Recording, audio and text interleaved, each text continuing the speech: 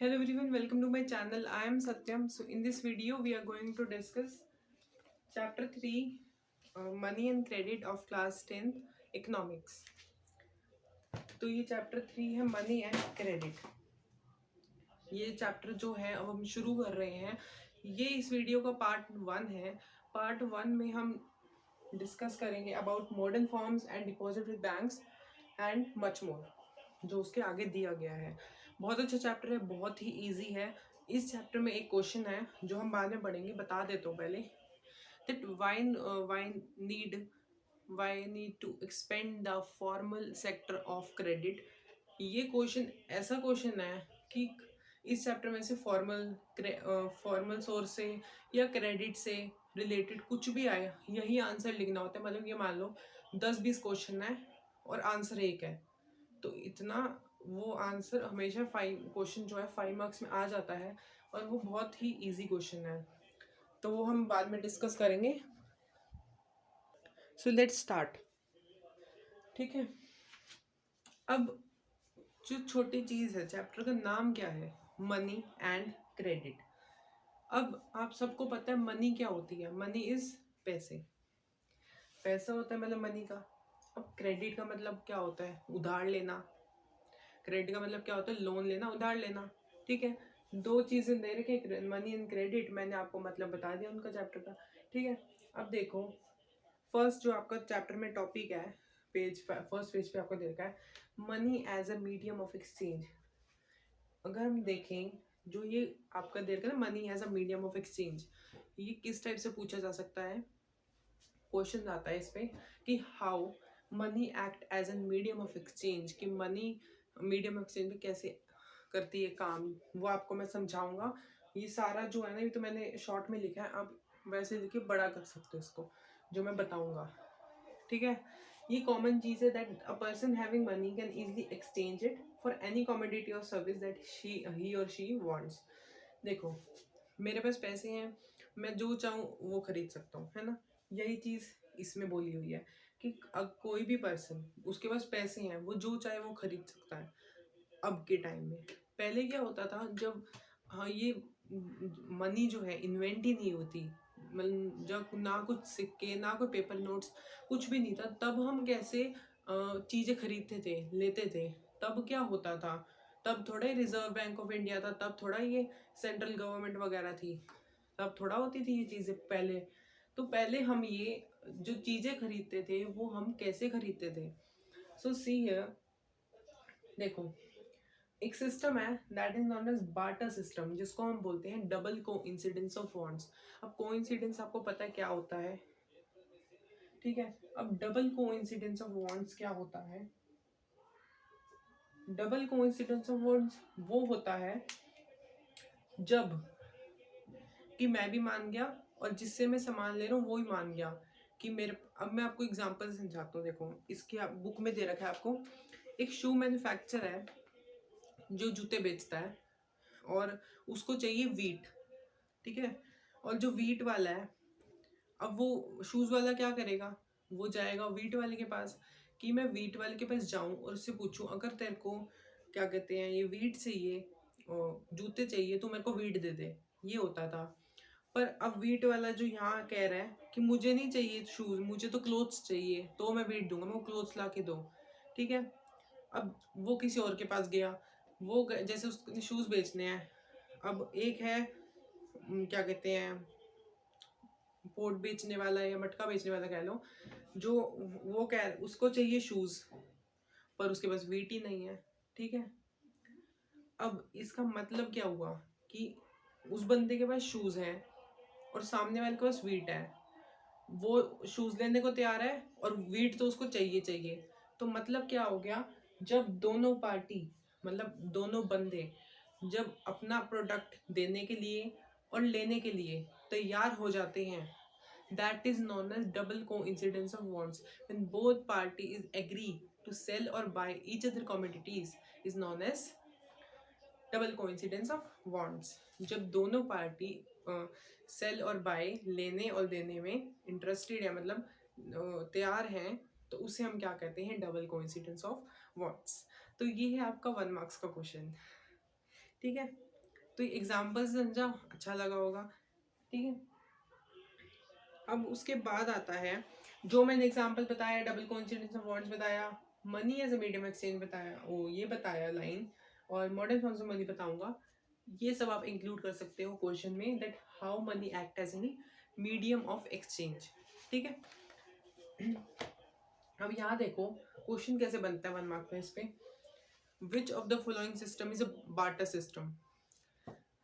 मत पूछा उसने यही है कि डबल कोइंसिडेंस बताना है, पर उसने बार्टर सिस्टम लिख दिया, मतलब एक ही है, समझ जाना, barter system, double coincidence of word, double coincidence of words, barter system, ठीक है। कुछ भी चेंज करके दे सकते हैं। अब मॉडर्न फॉर्म्स ऑफ मनी में क्या आता है, पहले तो यहाँ देख लो। अब उसने लाइन दे रखी है, अगर आपको इसकी डिटेल एक्सप्लेनेशन चाहिए ना तो आपको कमेंट करना पड़ेगा नीचे, तो मैं लाऊंगा, और इसके नोट्स चाहिए तो भी नीचे कमेंट कर सकते हो, तो मैं नोट्स के लिए लिंक शेयर कर दूंगा। So in an economy where money is in use, money by providing a crucial intermediate step eliminates the need of double coincidence of words. क्या कह रहा है वो कि मनी जो है एक क्रूशियल एलिमेंट है हमारी कंट्री की डेवलपमेंट के लिए। जो मनी है वो बहुत बहुत इंपॉर्टेंट है हमारे कंट्री की डेवलपमेंट के लिए, जिससे क्या है जो ये डबल कोइंसिडेंस ऑफ बॉन्ड्स का खेल है वो खत्म हो सकता है। कैसे? अब जब उसने शू बेचने, अब उस सामने वाले उसको कपड़े चाहिए, तो अब वो क्या करे, वो लेगा नहीं उससे, ना वो लेगा, ठीक है। तो ऐसी मनी होगी बंदे के पास तो जो चाहे वो खरीद सकता है। उसके बाद बोला है that all he has to find a buyer for his shoes. Once he exchanges shoes for money, he can purchase wheat or any other commodity to the market. मतलब उसको एक ऐसा बंदा चाहिए जो उसके शूज खरीद ले और उसको पैसे दे दे। पैसे दे देगा तो वो जो चाहे वो खरीद सकता है, वेट ले ले चाहे कोई और कॉमोडिटी ले ले, कोई भी चीज ले ले। तो इससे क्या साबित होता है, since money act as an intermediate in exchange process, it is called medium of exchange, ठीक है। मतलब मनी हमारी जो है मीडियम ऑफ एक्सचेंज की तरह काम करती है। उसने मेरे को दी, मैंने ले ली, मैंने उसको दी, उसने ले ली, ठीक है। So money is act as an medium of exchange. So ये वाला जो ब्लॉक है ये खत्म होता है। लेट्स कम, हम इस पे आते हैं, मॉडर्न फॉर्म्स ऑफ मनी।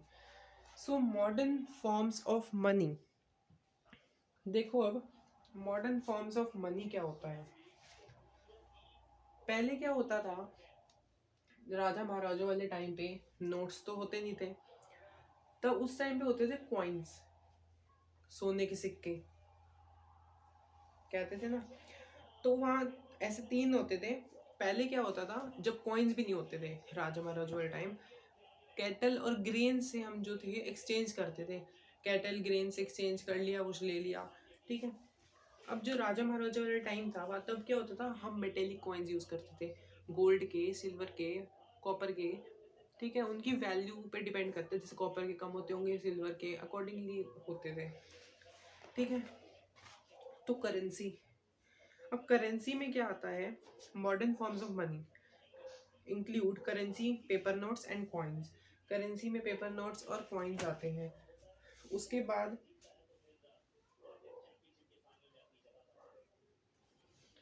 हमें पता है, सबको पता है कि ये it is accepted as a medium of exchange as it is authorized by government. India में जो है रिजर्व बैंक ऑफ इंडिया मतलब आरबीआई इशू करता है currency on behalf of central government. जो स्टेट, सेंट्रल, यूनिटरी गवर्नमेंट, सारा कुछ आप ही सेकेंड चैप्टर में पढ़ोगे डेमोक्रेटिक पॉलिटिक्स के फेडरलिज्म में।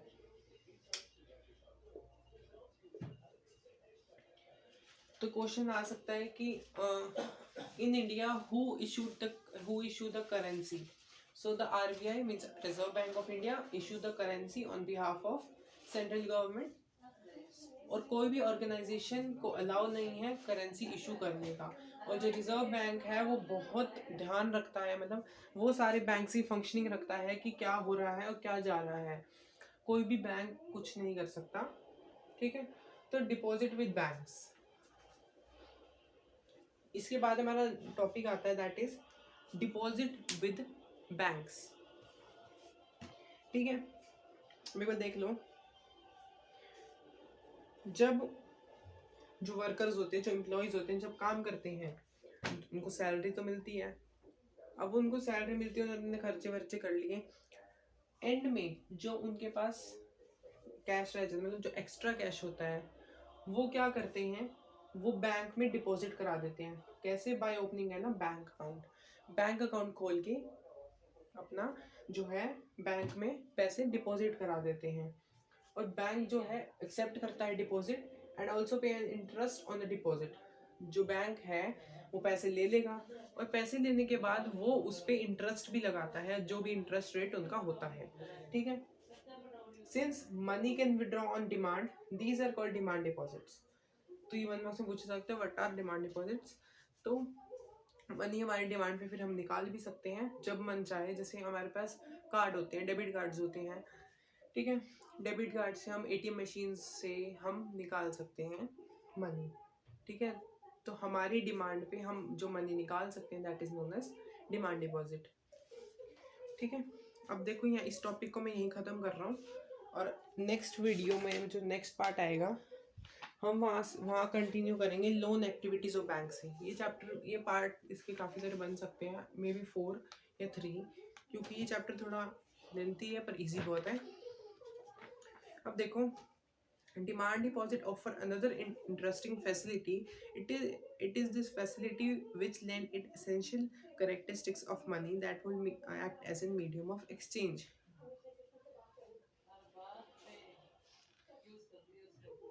तो आपको जो ये पेज नंबर 41 है उस पर आपको एक चेक का वो दे रखा है एग्जाम्पल।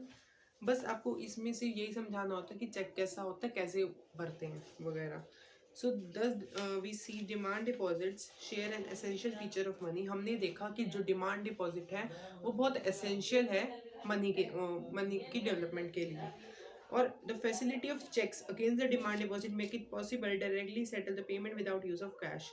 जो चेक का यूज़ है बहुत अच्छा है, जिससे क्या होता है हम डायरेक्ट उसको चेक दे सकते हैं विदाउट यूज़ ऑफ कैश। पैसे का बिना यूज़ करें, नोट्स का बिना यूज़ करें, हम उसको चेक दे सकते हैं ताकि वो अपने बैंक में जाए और डिपॉजिट करा दिया उसको विड्रॉ कर ले। Since demand deposit are accepted widely as a means of payment along with the currency, they constitute a money in the modern economy. You must remember the role of bank player. आपने यहाँ पर देखा होगा कि जो banks है वो बहुत ही important रोल प्ले करते हैं यहाँ से, ठीक है। But for the banks there could be no demand deposit and no payments by the checks against these deposits. The modern forms of money, currency and deposit are closely linked to working with the modern banks system. तो ये जो चीज़ें हैं ये सारे कौन मतलब functioning जो बैंक की है वो आरबीआई कंट्रोल करता है, ठीक है। तो यहाँ पर हमारा जो है हाफ ऑफ द चैप्टर खत्म हो रहा है, और हम करेंगे इसके बाद form activities of money next part में। So thank you for watching. If you like, share, subscribe and press the bell icon for more updates, and don't forget to like the video, and you can follow me on other social media accounts. All the links are in description box. And if you want any other chapter or कोई भी subject का चाहिए हो, you can comment down below. I will read it and then I make a video on that chapter.